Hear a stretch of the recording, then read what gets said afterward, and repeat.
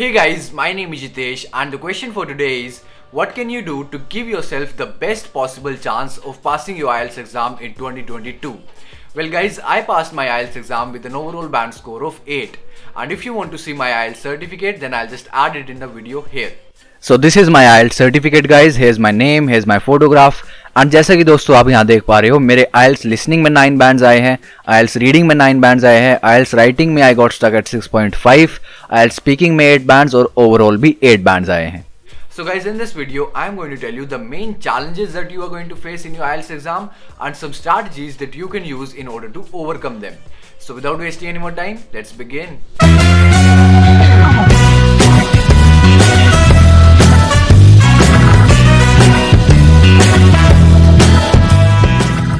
So now guys, I'm going to take you through all of the 4 sections of IELTS exam and tell you what you can do in order to tackle each one of these sections with ease.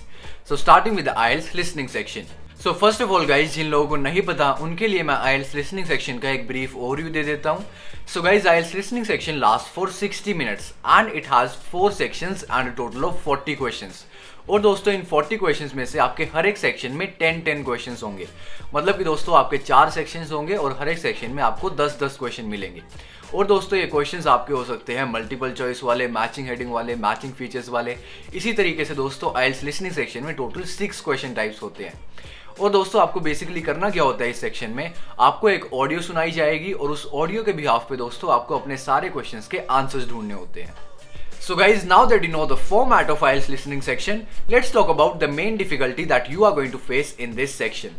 तो दोस्तों इस section में आपको सबसे ज्यादा difficulty आने वाली है टाइम की वजह से.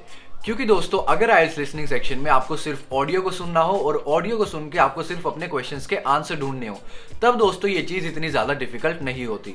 लेकिन दोस्तों इन दोनों चीज़ों के साथ साथ आपके ऊपर टाइम की बाउंडेशन भी होती है और उसी के साथ आपके ऊपर एग्जाम हॉल का प्रेशर भी होता है, जिसकी वजह से दोस्तों IELTS लिसनिंग सेक्शन काफ़ी ज़्यादा डिफिकल्ट हो जाता है. और दोस्तों इस सेक्शन में आपको अपने क्वेश्चंस को रीड करने के लिए भी इनफ टाइम नहीं मिलता.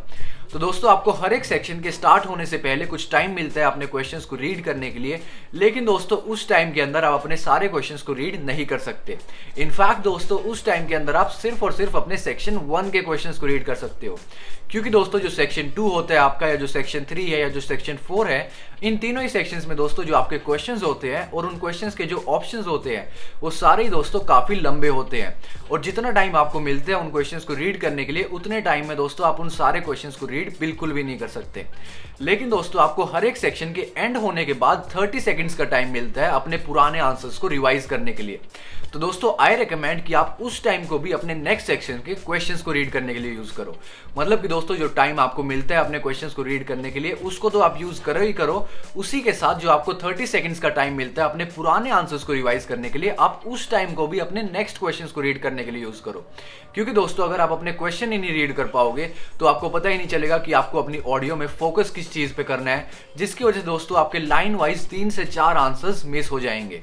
और दोस्तों आपको अपने आंसर्स को रिवाइज करने का टाइम अपने एग्जाम के लास्ट में मिल जाएगा. क्योंकि दोस्तों IELTS लिसनिंग सेक्शन के लास्ट में आपको 10 मिनट्स का टाइम मिलेगा अपने आंसर्स को आंसर शीट पे ट्रांसफर करने के लिए. और दोस्तों अपने आंसर्स को आंसर शीट पे ट्रांसफर तो आप मैक्सिमम 2 से 3 मिनट में ही कर लोगे. तो जो बचे हुए दोस्तों 7 to 8 मिनट्स है, उन 7 to 8 मिनट्स को आप अपने पुराने आंसर्स को रिवाइज करने के लिए यूज कर सकते हो. So moving on to the IELTS reading section guys. तो सबसे पहले तो दोस्तों मैं आपको IELTS रीडिंग सेक्शन का एक ब्रीफ ओवरव्यू दे देता हूँ. So guys IELTS reading section last for 60 minutes as well and it has 3 passages and a total of 40 questions. और दोस्तों ये पैसेजेस वैसी सेम होती है जैसे हमें स्कूल में आती थी अपने इंग्लिश के एग्जाम में. बस दोस्तों डिफरेंस क्या है कि इन पैसेजेस का डिफिकल्टी लेवल थोड़ा स्कूल के लेवल से ज़्यादा होता है.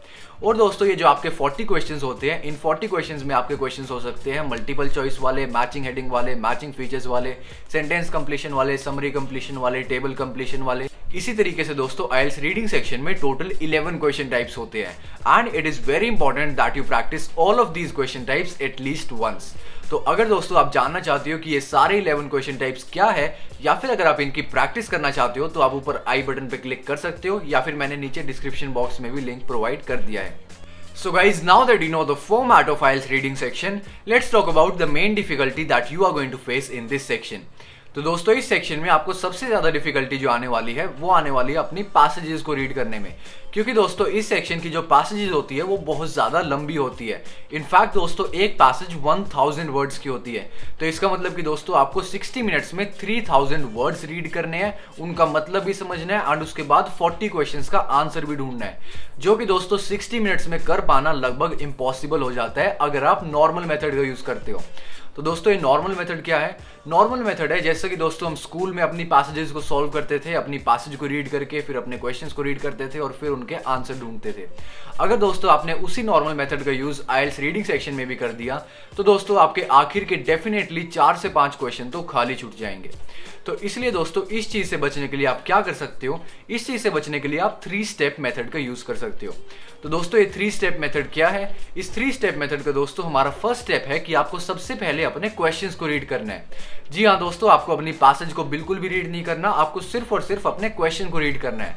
आपको अपने क्वेश्चन को 1 बार रीड करना है, 2 बार रीड करना है, 3 बार रीड करना है, 5 बार रीड करना है।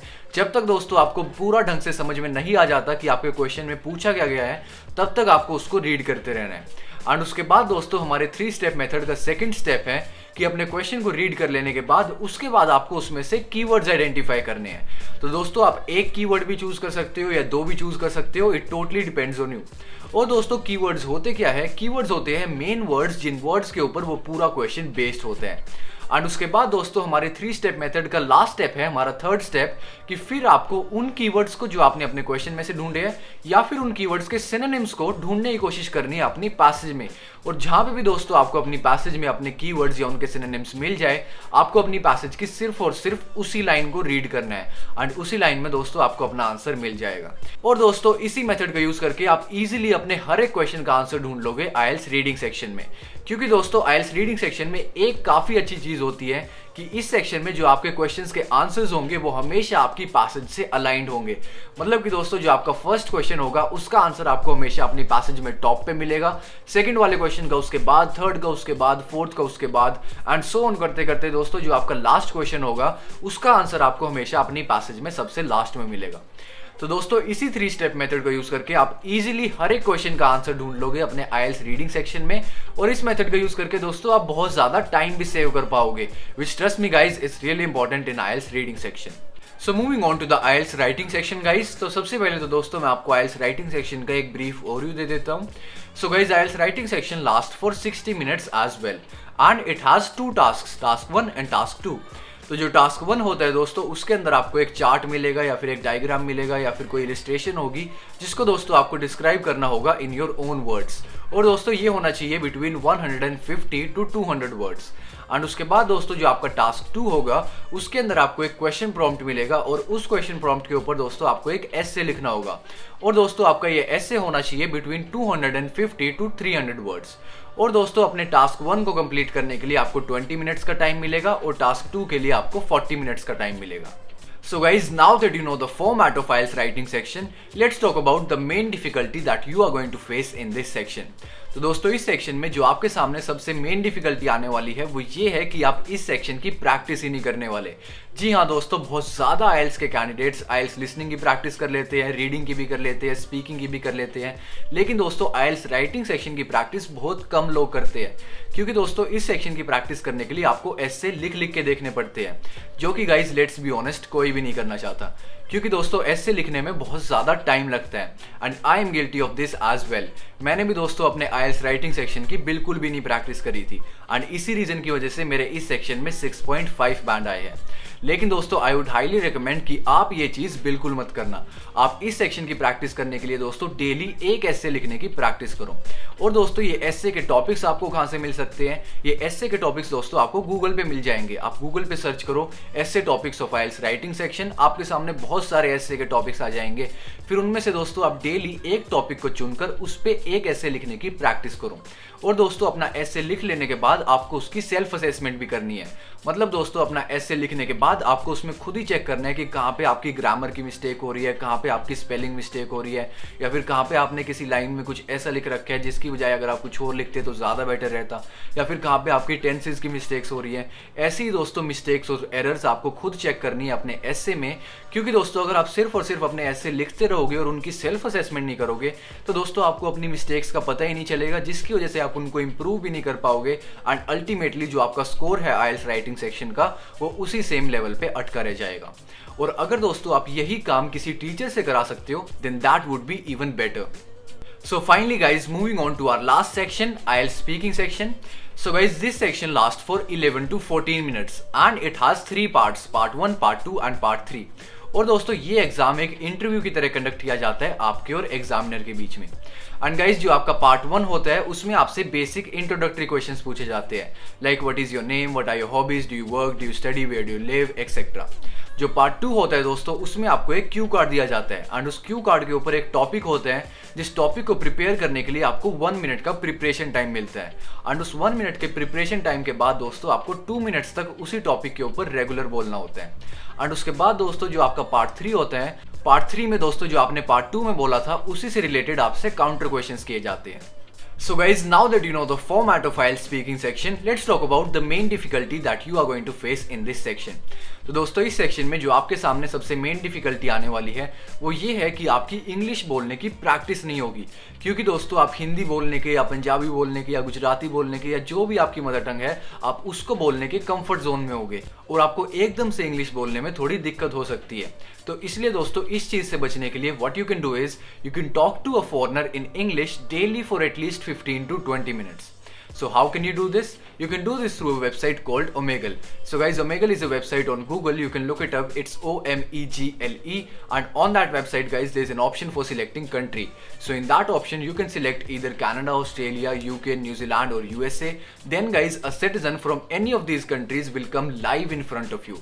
फिर उससे दोस्तों आप किसी भी टॉपिक के बारे में बात कर सकते हो कितनी भी देर। And the best part is that this website is absolutely free. So you should definitely try it. ये काम करने से दोस्तों आपकी इंग्लिश में बोलने की एक प्रैक्टिस ही हो जाएगी और आप अपने मदर टंग को बोलने के कंफर्ट जोन से बाहर निकल आओगे, which will definitely help you in IELTS speaking section. और अगर दोस्तों आप स्पेसिफिक टिप्स चाहते हो कि आप अपने आइल्स के एग्जाम को 7 डेज में कैसे क्रैक कर सकते हो या फिर 30 डेज में कैसे क्रैक कर सकते हो, तो दोस्तों मैंने इन दोनों ही वीडियोस का लिंक नीचे डिस्क्रिप्शन बॉक्स में दे दिया है। So make sure that you check them out as well. So that was it for today guys. I hope you liked the video and if you did, please make sure to give it a thumbs up and don't forget to subscribe the channel.